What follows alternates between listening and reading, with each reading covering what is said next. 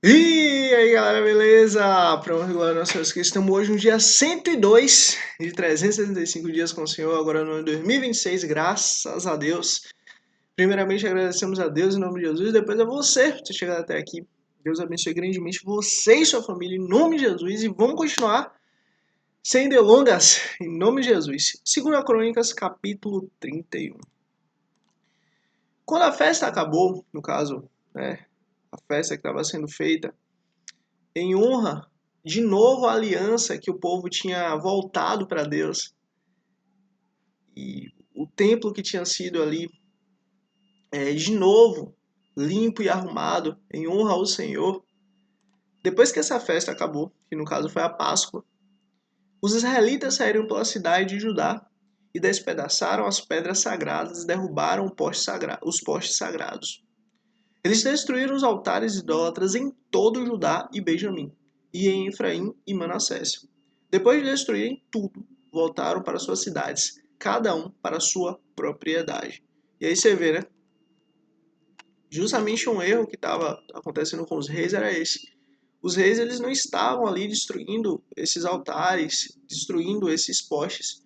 Que, em outras traduções, essas palavras, esses postes sagrados, são chamados de obeliscos. Os judeus, os israelitas, a tribo de Judá, as 10 tribos e a tribo de Judá não estava destruindo esses altares. Então sempre o povo voltava a pecar, errar e falhar. Mas agora não. Agora o povo refez a aliança com Deus, voltou para Deus e agora eles estavam aí destruindo essas coisas, reafirmando a aliança com o Senhor.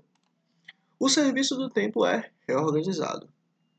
Ezequias designou sacerdotes e levitas por turnos, cada um de acordo com seus deveres, para apresentarem holocaustos e sacrifícios de comunhão, ministrarem, darem graças e cantarem louvores junto às portas da habitação do Senhor. O rei contribuía com seus bens pessoais para os holocaustos da manhã e da tarde, e para os holocaustos dos sábados, das luas novas e das festas fixas, conforme que está escrito no livro da lei do Senhor. Ele ordenou ao povo de Jerusalém que desse aos sacerdotes e aos levitas a porção que lhes era devida, a fim de que pudessem dedicar-se à lei do Senhor. E aí você vê, né? Os sacerdotes e os levitas, os levitas, eles tinham a obrigação de cuidar da lei do Senhor, das coisas de Deus, do templo de Deus, de levar a lei do Senhor, de proferir a lei do Senhor. Por causa disso que Deus falou, olha, os sacerdotes, os levitas, eles não vão ter herança. Por quê? Porque a herança sou eu. Os levitas, a tribo de Levi, a tribo dos levitas, eles são a minha herança. Eles não vão ter parte na divisão da terra. Mas, contudo, todas as tribos elas têm a obrigação de dar para os levitas e para as famílias dos levitas uma parte. Para quê? Para que a família dos levitas venha, venha a não passar necessidade. E aí que tá. Para quê? Para que os levitas possam se dedicar à obra do Senhor. Assim que se designou essa ordem, os israelitas deram com generosidade o melhor do trigo, do vinho, do óleo, do mel e de tudo o que os campos produziam. Trouxeram o dízimo de tudo. E aí você vê, trouxeram o dízimo de tudo, a 10ª parte de tudo. E só abrindo um parênteses sobre isso aqui. Olha, eu falo por experiência própria. Já aconteceu de determinados momentos eu não consegui devolver o dízimo ao Senhor, a 10ª parte. Ou seja, eu ficar com 100% daquilo. Aquilo para mim foi inútil. E já aconteceu o contrário, de eu devolver a 10ª parte e literalmente aqueles 90% que ficou, aquilo ali sobrou muito. Então assim, isso é real, sabe? Isso é um princípio que Deus nos ensina. Temos que devolver à casa do Senhor, temos que devolver ao Senhor, temos que devolver à presença de Deus aquilo que Ele nos deu. Para que justamente o ambiente que nós estamos, ele possa ter a manutenção. A congregação, a igreja, o local onde se busca Deus, tem luz, tem água, tem local para você sentar, tem som, tem iluminação, tem toda essa parte. E tudo isso é com dinheiro. Você não paga com oração, você paga com dinheiro. Então, assim, nada mais justo do que você também contribuir. Nada mais justo do que você dar com alegria, você devolver a Deus aquilo que você recebe. E digo uma coisa, inclusive. 10% é o que Deus estabeleceu na lei. Só que nós vivemos na graça. Ou seja, 10% é sua obrigação, é a minha obrigação. Agora, não é só 10%. É aquilo que eu consigo dar com alegria. Então, sempre que tiver algo para fazer, faça. Olha, eu falo em nome de Jesus, eu já dizimei um centavo, 0,01. E Deus honrou. E Deus honra, para honra e glória dele. Por quê? Porque meu compromisso é com Deus. Então, se eu estou num lugar onde eu estou recebendo a palavra, onde a palavra, o Senhor está usando aquele ambiente para poder trazer a palavra para mim, eu estou naquele lugar e estou ali louvando a Deus, adorando a Deus ali, nada mais justo do que eu também contribuir com aqueles custos. Então, vamos seguir. Era uma grande quantidade. Os habitantes de Israel e de Judá, que viviam na cidade de Judá, também trouxeram dízimo de todos os seus rebanhos e de todas as coisas sagradas dedicadas ao Senhor, o seu Deus, ajudando-os em muitas pilhas, ajuntando-os em muitas pilhas. Começaram a fazer isso no terceiro mês e terminaram no sétimo. Quando Ezequias e seus oficiais chegaram e viram as pilhas de ofertas, louvaram o Senhor e abençoaram Israel, o seu povo. E aí você vê, né? Começou pelo rei. O rei, com seus tesouros pessoais, começou a dizimar, a ofertar, a devolver a Deus o que é de Deus, a parte do Senhor. E aí depois o povo repetiu o processo. Olha, faça isso. Eu falo para você de verdade. Vale muito a pena devolver o que é de Deus, claro. Mas não só devolver o que é de Deus, mas também contribuir com algo mais. Porque nossas contribuições são sementes que nós estamos depositando no reino. E essas sementes, Deus vê cada uma. Lembra disso. Eu falo isso por experiência própria. Lembra disso. Para honra e glória do nosso Jesus Cristo. Para honra e glória do nosso Jesus Cristo. E vamos lá. Versículo 9. Ezequias perguntou aos sacerdotes e aos levitas sobre essas ofertas. O sumo sacerdote Azarias, da família de Zadok, respondeu: Desde que o povo começou a trazer suas contribuições ao templo do Senhor, temos tido o suficiente para comer e ainda tem sobrado muito, pois o Senhor tem abençoado o seu povo, e esta é a grande quantidade que sobrava. Ou seja, olha, Deus estava abençoando o povo. Quanto mais o povo contribuía, mais o povo era abençoado. E mais uma vez, para honra e glória do nosso Senhor Cristo, eu falo isso de verdade. Assim é. Contribua com o reino do Senhor, contribua com a obra do Senhor. E você não contribui só financeiramente. Você contribui com o seu tempo, você contribui com sua dedicação, você contribui com o seu trabalho, você contribui literalmente com o seu suor, com sua vida. Inclusive, abrindo um parêntese aqui ó, curte aqui. Você não vai curtir para mim. Não sou eu, não é para mim, mas é para Deus. É para o reino dele, é para a palavra dele, é para literalmente a mensagem que ele nos deu ser passada para mais pessoas, mais vidas, mais almas. Então curte aqui para que você seja instrumento de Deus para levar o reino dos céus para mais pessoas, mais vidas, mais almas, em nome de Jesus. Versículo 11. Ezequias ordenou que preparassem despensas no templo do Senhor, e assim foi feito. Então recolheram fielmente as contribuições, os dízimos e os presentes dedicados. O levita Conanias foi encarregado desses deveres, e seu irmão Simei era o seu auxiliar. Jeiel, Azarias, Natã, esse pessoal todo aí, eram servidores subordinados a Conanias, o seu irmão Simei, por nomeação do rei Ezequias e de Azarias, o oficial encarregado do templo de Deus. Coré, filho do levita Iminar, guarda da porta leste, foi encarregado das ofertas voluntárias feitas a Deus. Você vê, dízimo e oferta. Entende? Olha, dízimo é a nossa obrigação. Ah, o Senhor me deu 100 reais, o Senhor me deu 100 dólares, o Senhor me deu 100 euros, o Senhor me deu 100 libras, o Senhor me deu 100 ienes, não importa. O Senhor me deu 100 alguma coisa, me deu 100 pratas, pronto. 90 é o que eu tenho. Esses 10 aí, eu nem tenho, não é meu. O Senhor só me deu 90. Por quê? Porque os 10 é dele, acabou. E se dentro desses 90 eu quiser contribuir com mais 10, com mais 20, com mais 30, mais 50, é uma escolha minha. Então, assim, a partir do momento que nós temos esse entendimento, nossa vida muda. Eu volto a dizer, para honra e glória do nosso Senhor Cristo, eu falo isso para a honra e glória do nosso Senhor Cristo, por experiência própria. Seja fiel ao Senhor. Em nome de Jesus, seja fiel ao Senhor. Olha, só abrindo um parêntese, para a honra e glória do nosso Senhor Cristo, é Deus que faz todas as coisas.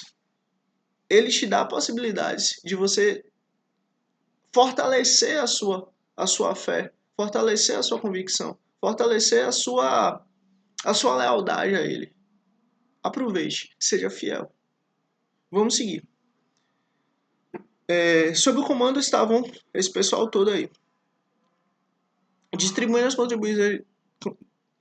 as contribuições dedicadas ao Senhor as ofertas santíssimas. Sob o comando dele estava Éden, Minanim, Jesua, Semaías, esse pessoal todo, que na cidade dos sacerdotes, com toda a fidelidade, distribuía as ofertas aos seus colegas sacerdotes, de acordo com seus turnos, tanto aos idosos quanto aos jovens. Ou seja, havia justiça.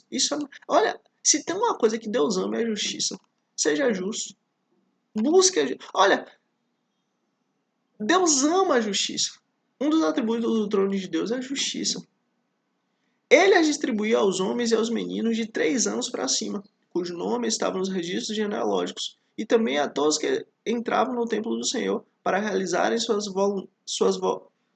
várias tarefas diárias, de acordo com sua responsabilidade e seus turnos. Ou seja, todos ali, de forma correta, recebiam. Os registros genealógicos dos sacerdotes eram feitos segundo suas famílias. O dos levitas, com mais de 20 anos, de acordo com as responsabilidades e seus turnos. O registro incluía todos os filhos pequenos, as mulheres e os filhos e filhas de todo o grupo, pois os sacerdotes e os levitas haviam sido fiéis em se consagrarem. E aí você vê, os sacerdotes e os levitas, eles vieram ali da tribo de Arão. E eles eram fiéis a Deus. Eles eram fiéis ali no trabalho no templo do Senhor. E eles mantinham essa genealogia, eles mantinham essa fidelidade. Mesmo lá, desde Moisés. E olha que bênção. Entre os sacerdotes descendentes de Arão, que viviam nas terras das pastagens ao redor das cidades, foram nomeados alguns deles, de cidade em cidade, para distribuírem as ofertas a todos os sacerdotes e a todos que estavam registrados na genealogia dos levitas. Foi isso que Ezequias fez em todo o reino de Judá. Ele fez o que era bom e certo. E você vê que coisa linda. Ezequias fez o que era bom e certo. O povo prosperava, os inimigos fugiam, o povo tinha muita paz, tudo dava certo. Por quê? Porque o povo tinha se dedicado a Deus. Se dedique a Deus.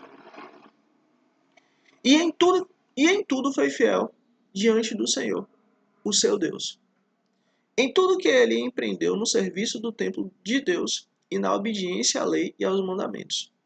Ele buscou o Senhor e trabalhou de todo o coração, e por isso prosperou. Olha, ele buscou o seu Deus.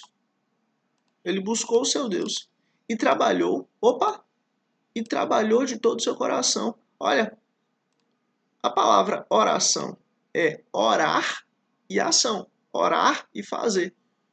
É conversar, é pedir e fazer.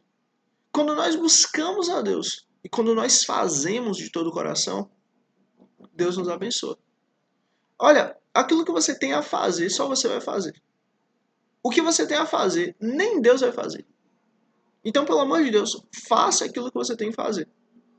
Se você fizer aquilo que você tem que fazer, fique em paz, que a parte de Deus, Deus cuida. Aí que tá. O segredo é esse. Buscar a Deus de todo o coração e fazer o que temos que fazer. Por isso nós prosperamos para a honra e glória dele. Vamos lá. 2 Crônicas, capítulo 32. A ameaça de Senaqueribe contra Judá. Depois de tudo que Ezequias fez com tanta fidelidade, Senaqueribe, rei da Assíria, invadiu Judá e sitiou as cidades fortificadas para conquistá-las. E aí você vê, né? Esse momento aqui foi um momento muito trágico. Mas, apesar de tudo isso, Deus mostra a sua mão. Quando Ezequias viu que Senaqueribe pretendia guerrear contra Jerusalém, consultou seus oficiais e os comandantes do exército sobre a ideia de mandar fechar as passagens de água das fontes do lado de fora da cidade. E eles concordaram. Assim ajuntaram-se muitos homens e fecharam todas as fontes e o riacho que atravessava a região. Eles diziam: por que deixar que os reis da Assíria venham e... Perdão. Perdão. E encontrem toda essa água? Depois, com grande empenho, reparou todos os trechos quebrados do muro e construiu torres sobre ele. Construiu outro muro do lado de fora do primeiro e reforçou o Milo, da cidade de Davi. E mandou fazer também muitas lanças e muitos escudos. E aí você vê, ele foi lá e se preparou. Se preparou para a guerra, se preparou para um possível combate, se preparou para uma situação, né, complicada, se preparou. Nomeou sobre o povo oficiais militares e os reuniu na praça, junto à porta da cidade, animando-os com essas palavras: sejam fortes e corajosos, não tenham medo nem desanimem, por causa do rei da Assíria e do seu enorme exército, pois conosco está o poder maior do que está com ele. Com ele está somente o poder humano, mas conosco está o Senhor, o nosso Deus, o Criador dos céus, da terra e tudo que há, para nos ajudar e para travar as nossas batalhas. Acabou. E o povo ganhou confiança com o que disse o rei Ezequias, de Judá. E aí você vê, olha, isso aqui é real. Lá fora, nossos inimigos, eles podem ser absurdamente avassaladoramente mais poderosos, humanamente falando. Mas se nós estamos com o Senhor, pouco importa nossos inimigos. Israel sempre ganhou as batalhas, nunca sendo maioria, mas sim sempre sendo minoria. Por quê? Porque a minoria humana não importa. Ou a maioria humana não importa. O que importa é estarmos com Deus. Ezequias estava com o Senhor, o povo estava com o Senhor, o povo estava se dedicando a Deus. Acabou. Daí para frente, tranquilidade. Mais tarde, quando Senaqueribe, rei da Síria, e todas suas forças estavam sitiando Laquis, mandou oficiais a Jerusalém com a seguinte mensagem a Ezequias e a todo o povo de Judá que morava lá. Assim diz Senaqueribe, rei da Síria, em que vocês baseiam sua confiança, para permanecerem cercados em Jerusalém. Em que? Ah, tá bom.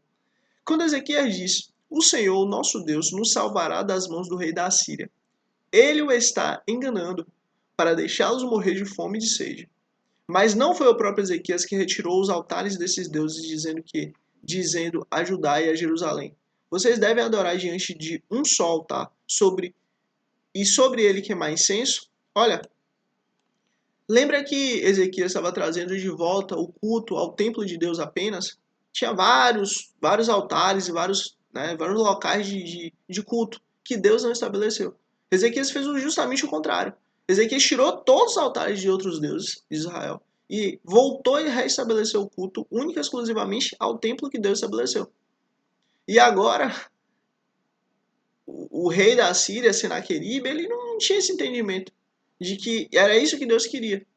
Única e exclusivamente um só local para poder queimar incenso a Deus. Na cabeça dele tinha que ter vários, né?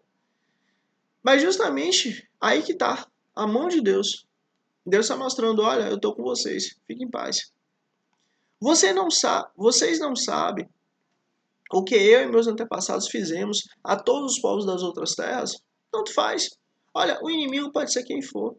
Pode ser o inimigo grande, pequeno, forte, fraco, não importa. O importante é que estamos com o Senhor. Acaso alguma vez os deuses daquelas nações conseguiram livrar das minhas mãos a terra deles? Olha, voltando, Deus ele deixa claro. Todas as nações e todas as terras, eu não tenho aliança com ninguém. Eu só tenho aliança com um único povo, que é o povo de Abraão, Isaac e Jacó. Acabou. Que é o povo de Israel. Acabou. E hoje nós temos aliança com Deus por causa de Cristo. Acabou. Mas Deus não tem aliança com toda a terra. Deus não tem aliança com todos os povos. Deus não tem aliança com todos. Não. Deus só tem aliança com Abraão, Isaac e Jacó. E temos acesso a essa aliança por causa de Cristo. Porque somos co-herdeiros junto com Cristo. Mas só existiu um povo na face da terra e da história que Deus fez aliança, que é o povo judeu. Ponto. E agora Senaqueribe está dizendo, olha, as outras nações, ninguém conseguiu se livrar. Claro, se as outras nações não tinham Deus Todo-Poderoso, Criador do céu, da terra e tudo que há. De todos os deuses das nações que os meus antepassados destruíram, qual deles conseguiu salvar o seu povo de mim? Tanto faz. Eu não ligo para outras nações. Como então o Deus de vocês poderá livrá-los da minha mão? Como? Você vai descobrir. Portanto, não deixem Ezequias enganá-los ou iludi-los dessa maneira. Não acreditem nele, pois nenhum Deus de qualquer nação ou reino jamais conseguiu livrar o seu povo das minhas mãos ou das mãos de meus antepassados. Muito menos o Deus de vocês conseguirá livrá-los da minha mão. Olha, Senaqueribe não sabia, mas Senaqueribe estava desafiando o próprio Deus. Na cabeça de Senaqueribe, todos os falsos deuses que ele destruiu das outras nações não eram nada. Só que agora Senaqueribe está desafiando o Criador dos céus, da terra e de tudo que há. E é isso que eu falo com você, olha, tenha muito cuidado, mas muito cuidado com as lutas que você enfrenta. Porque às vezes você está enfrentando uma luta que vem da parte de Deus. Os oficiais de Senaqueribe desafiaram ainda mais a Deus, o Senhor, o seu Deus, e o seu servo Ezequias. Senaqueribe também escreveu cartas insultando o Senhor. Pronto. Senaqueribe escreveu cartas insultando o Senhor. Maravilha. Ele está assinando sua própria sentença. Acabou. O Deus de Israel. Pronto. Olha. A luta aqui, nós estamos vendo, não é a luta de um homem contra outro homem. De Senaqueribe contra Ezequias. Não. É a luta de Senaqueribe contra Deus. Pronto. O Criador do céu e da terra e tudo que há. E o desafiando a Deus. Assim como os deuses dos povos das outras terras não livraram o povo deles da minha mão, também o Deus de Ezequias não livrará o seu povo das minhas mãos. Pronto, bora ver. Então os oficiais gritaram na língua dos judeus ao povo de Jerusalém que estava sobre o muro, para assustá-lo e amedrontá-lo, com o intuito de conquistarem a cidade, referindo-se ao Deus de Jerusalém como falavam dos deuses dos outros povos da terra, que não passam de obras de mãos humanas, que não passam de obras das mãos dos homens. E aí você vê. Eles estavam querendo provocar, né, a descredibilização do povo para Deus. Tirar a fé do povo. Por isso o rei Ezequias e o profeta Isaías, Isaías, abençoado de Deus, que inclusive tem um livro, que se Deus quiser nós vamos ler, um livro maravilhoso. E vamos lá. Filho de Amós, clamaram em oração aos céus. E o Senhor enviou um anjo. Vixe. E o Senhor enviou um anjo. Foram 2, foram 3, foram 4, foram 10, não. O Senhor enviou um anjo. Olha, eu vou ser muito sincero para você. De verdade, tô me abrindo meu coração para você. Como o meu pastor fala. Deus ele não precisa de tempo. Deus ele não precisa de quantidade. Deus ele não precisa de o que qualquer coisa humanamente nós iríamos falar. Deus faz o que ele quer, do jeito que ele quer, da forma que ele quer. E foi da vontade do Senhor que, assim, ele terminasse todo esse inferno. Porque o povo buscou e clamou a Deus. Olha, quanto mais rápido você buscar e clamar a Deus, mais rápido ele vai mudar a sua vida. Acredite. Busque a Deus, clame a Deus, e ele vai mudar a sua vida. E o Senhor enviou um anjo. O Senhor enviou um anjo que matou todos os homens de combate e todos os líderes e oficiais no acampamento do rei assírio, de forma que este se retirou envergonhado para sua terra. E certo dia, ao adentrar no templo do seu Deus, alguns dos seus filhos o mataram à espada. Acabou.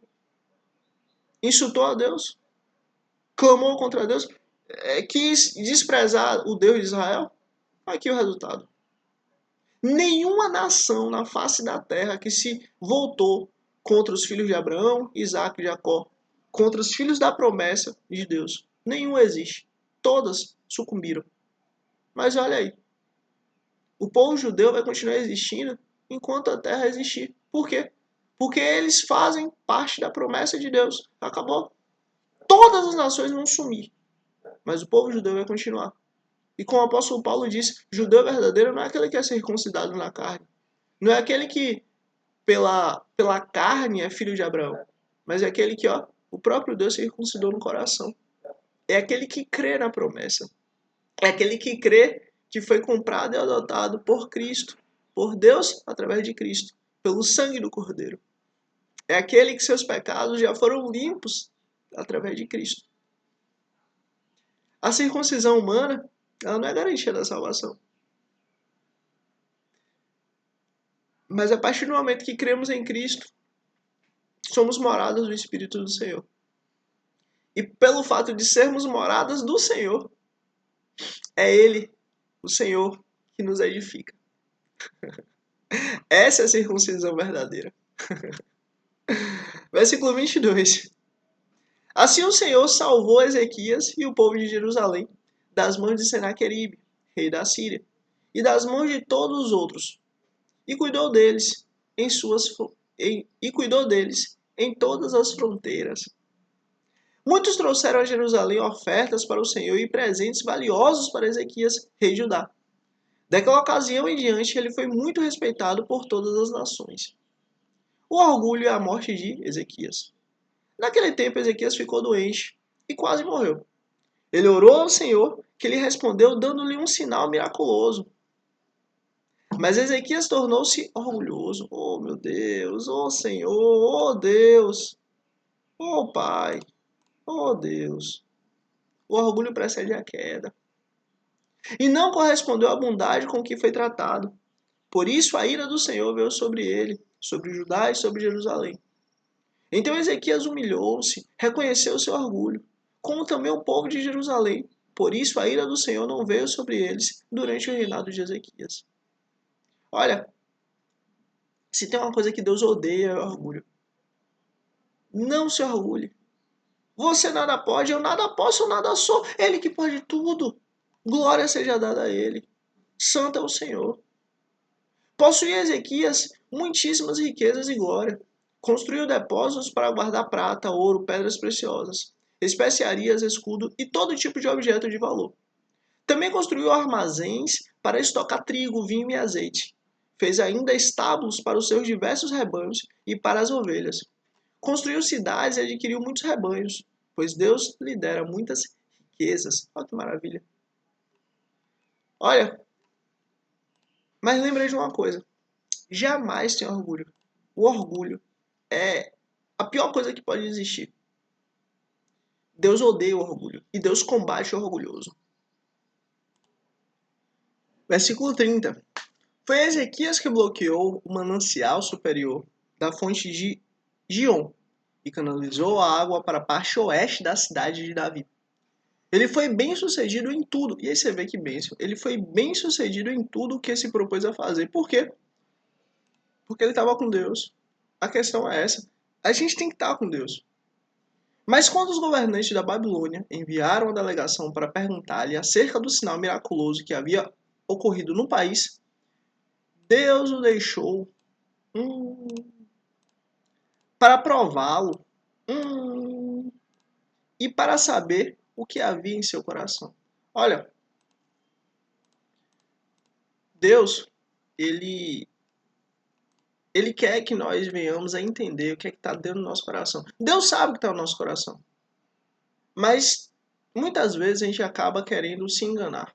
A gente acaba querendo dizer, não, eu sou bom, eu faço, eu consigo, eu posso. Não, não, não. Deus não quer isso. Deus nos prova para que a gente venha entender e reconhecer o que está aqui dentro de nós e o que nós precisamos pedir a Ele para mudar.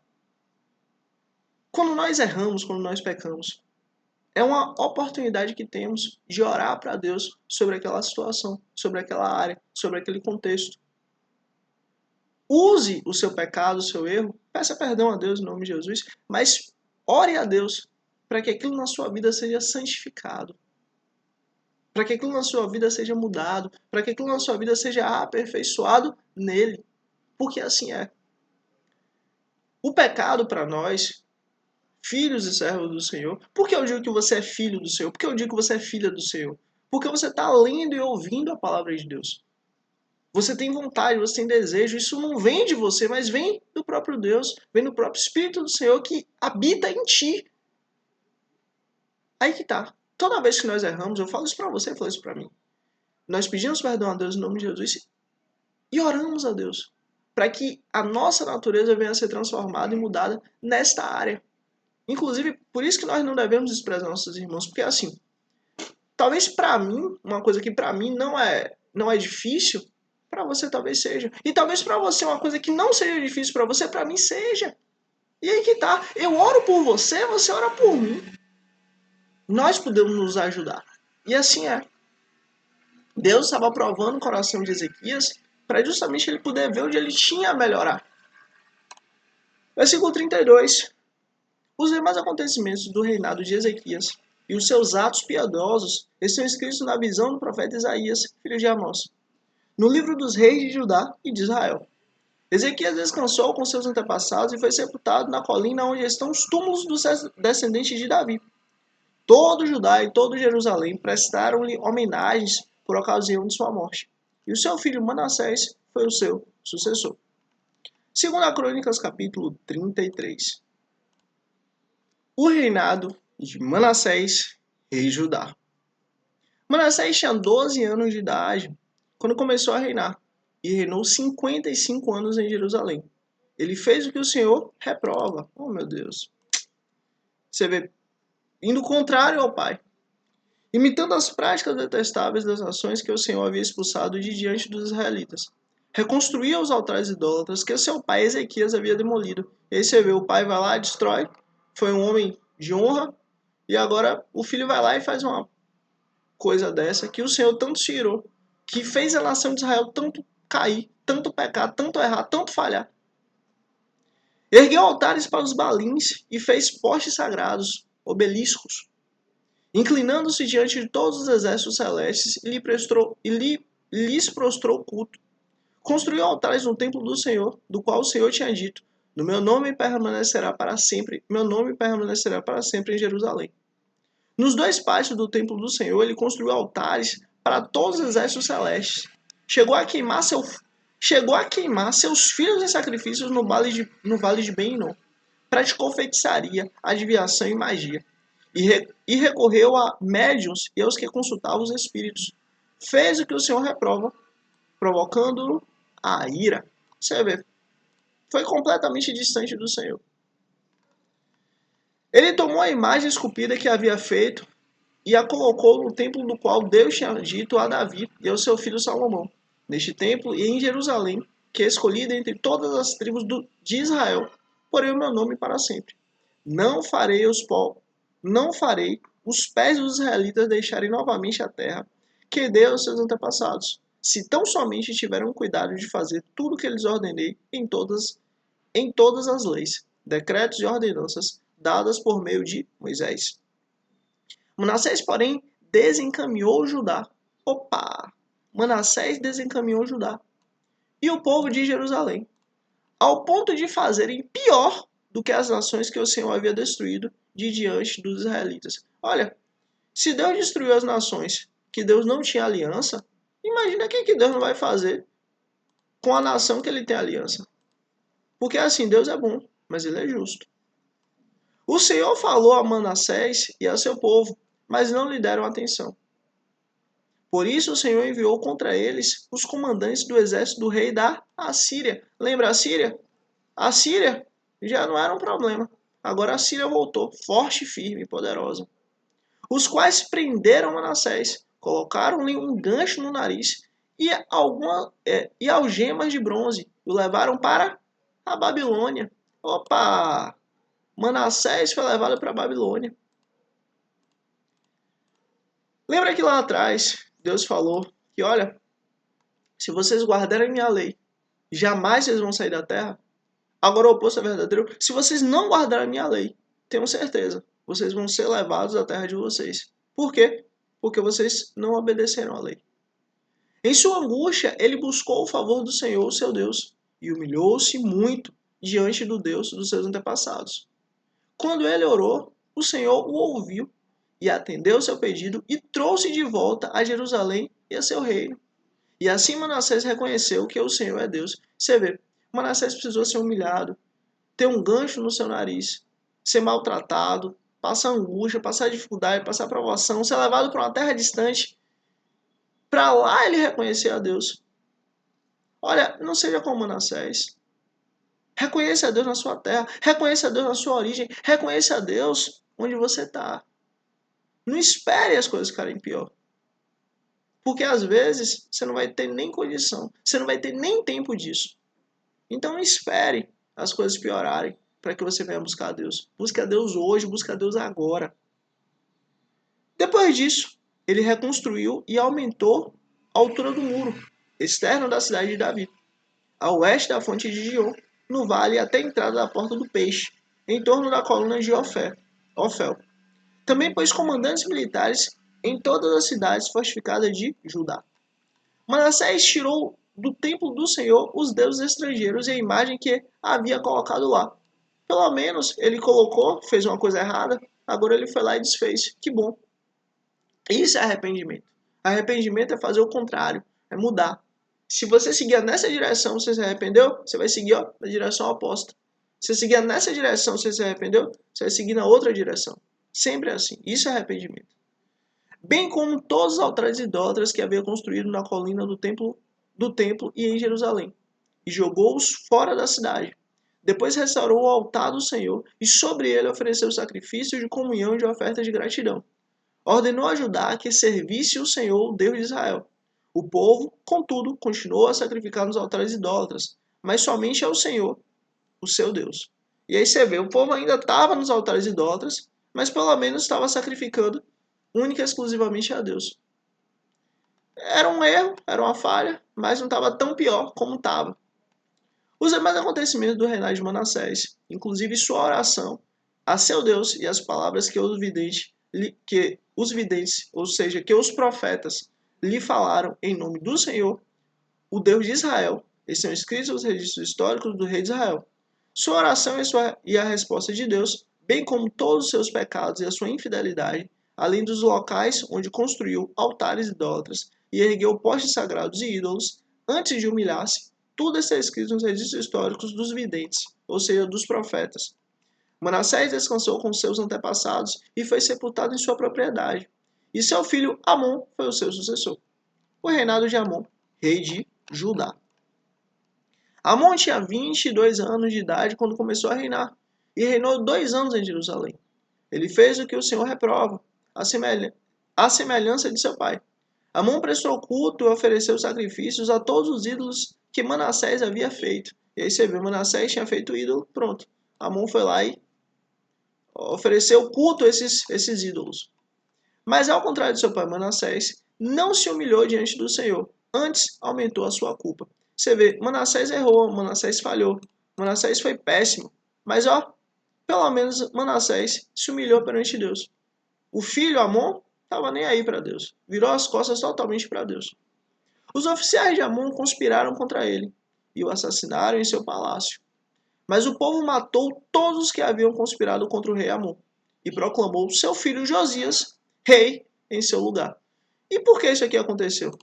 Porque eles, no caso Amon, Manassés e aqui Josias nesse momento, eles eram descendentes direto de Davi. Deus falou assim, olha, jamais vai faltar um descendente da casa de Davi no trono de Judá. Jamais vai faltar. Por isso que Jesus é o leão da tribo de Judá. Por isso que Jesus ele vem justamente da tribo de Judá. Por quê? Porque ele é um descendente direto de Davi. É Jesus que literalmente reúne todas as tribos. As 10 tribos que estão separadas, que é chamada de Reino de Israel, e a tribo de Judá, que é uma tribo separada sozinha. E é Jesus que une não só as 10 tribos com a tribo sozinha de Judá, mas reúne toda a terra a Deus. Isso tudo que está acontecendo aqui, essa divisão, é só para mostrar, olha, um dia a terra, um dia o povo era desunido, mas por causa do sangue de Cristo, nós somos de novo ligados em Deus. Por isso que o apóstolo Paulo faz aquela referência da figueira brava e a figueira verdadeira. Nós somos a figueira brava.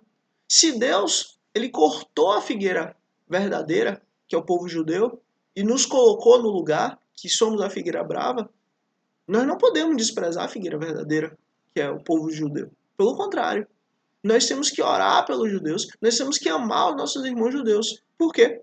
Porque vai chegar um momento que nós não há mais diferença, não haverá mais diferença. Hoje já não há mais diferença entre judeu e gentil. Mas vai chegar um momento que não vai haver mais diferença. Por quê? Porque todos nós somos filhos de Deus. Independente de sermos filhos carnais de Abraão ou não. Por quê? Porque a adoção de Deus ela vem sobre todos que creem no nome do Senhor. Vem sobre todos que creem no Messias. Vem sobre todos que creem no Cordeiro de Deus que tira o pecado do mundo. Ou seja, Jesus é o responsável por reunir toda Israel. Seja aqueles que estão dentro das 10 tribos, seja aqueles que estão fora das 10 tribos. Em Cristo nós somos reunidos a Deus. E esse foi, para a honra e glória do nosso Senhor Cristo, nosso dia 102. Primeiramente, agradeço a Deus em nome de Jesus. Depois a você por você ter chegado até aqui. Deus abençoe grandemente você e sua família em nome de Jesus. Escreve aqui, ó, Davi. Escreve aqui Davi, para eu saber que você chegou até o fim. Curte aqui para que você seja instrumento de Deus. Para que a mensagem do Senhor chegue a mais pessoas, mais vidas, mais almas, mais famílias, em nome de Cristo Jesus. É isso. Curte, se inscreve aqui para amanhã, dia 103, estarmos juntos, para a honra e glória do nosso Senhor Cristo, e é isso. Let's bora que Deus é bom que importa. Até amanhã, dia 103, em nome de Cristo Jesus. Amém.